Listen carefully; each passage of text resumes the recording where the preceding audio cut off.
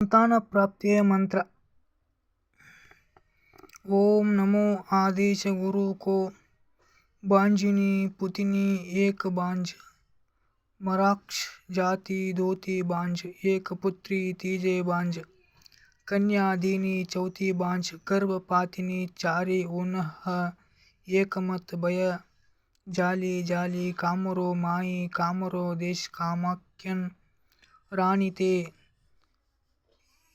इस्माइल जोगी बखानी तुहा जाओ जोगी के पास पोरही तो हरी मन के आस इस्माइल के संग उन्ह रति कई अंत बेटा नो नाव माम इनी नोने कहा तुहु चारिहु चुचिनारी कोकित नीत किन्हन देहगारी कोकिनीति कुंती पांच संग बेली एक द्रौपदी पांच के सहेली सूरज देवता साकी होमा मोरे जीव में बा संताप मोहि तजी लागे पुरुष के पाप बोंद नीति अकरम खिन्नते ही ते हई वशीकर जिन्ह शिव वाचा ब्रह्म वाचा लेवु जमाऊ टोना टामना भूत प्रेत दोष रोग जो लाको होई ते ही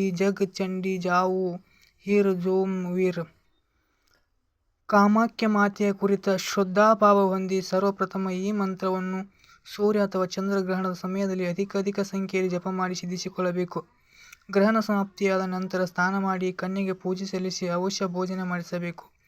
ವಸ್ತ್ರ ದಕ್ಷಿಣಾದಿ ಪ್ರದಾನಿಸಿ ಪ್ರಸನ್ನಗೊಳಿಸಬೇಕು.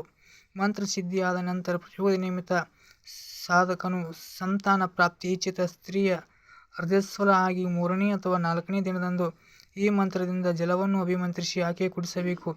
ಈ ಪ್ರಕಾರ ನಿತ್ಯ ನಿಯಮಿತವಾಗಿ 4 ದಿನಗಳವರೆಗೆ ಮಾಡಬೇಕು ಅಥವಾ ಗರ್ಭಸ್ಥಾಪನೆಯಾಗುವವರೆಗೂ ಮಾಡಬೇಕು.